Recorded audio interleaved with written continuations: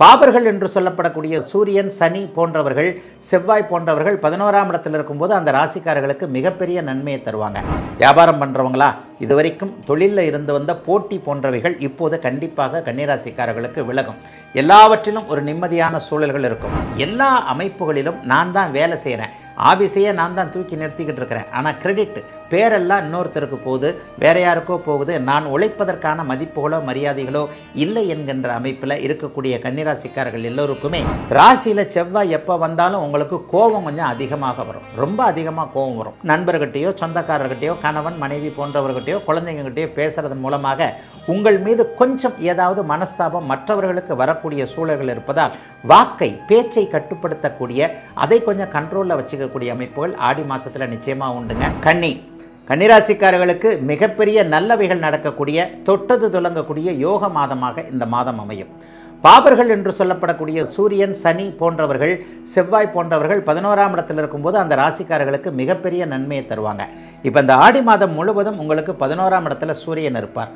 அதே நேரத்தில் உங்களுடைய ராசிநாதன் என்று சொல்லப்படக்கூடிய ஜீவனத்திற்கும் அந்தஸ்து, கௌரவம், மதிப்பு, மரியாதை போன்றவைகளுக்கும் காரணமான புதனும் 11ஆம் இடத்துல அருமையான இடத்துல இருக்கிறார்.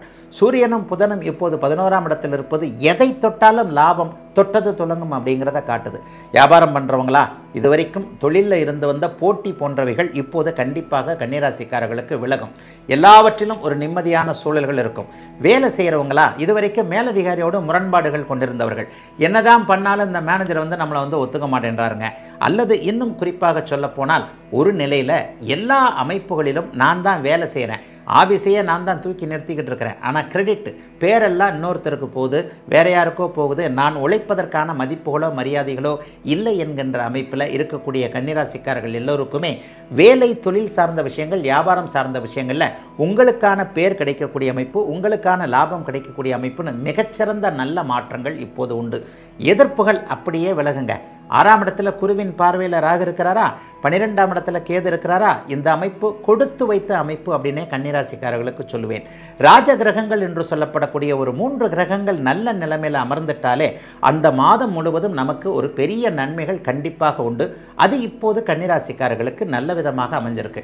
மைனஸ் ஏதாவது இருக்குதுங்களா ஐயா? நல்லதாகவே தான் சொல்கிறீங்க, வாழ்க்கையில் நல்லதும் கெட்டதும் கலந்து போய் தான் அப்படியே அமைந்திருக்கு அப்படின்னு பார்த்தீங்கன்னா, ஆடி மாத பிற்பகுதியில் போய் ராசியில் போய் உங்களுடைய செவ்வாய், உங்களுடைய அட்டமாதிபதினு சொல்லப்படக்கூடிய செவ்வாய் உட்காருகிறார்.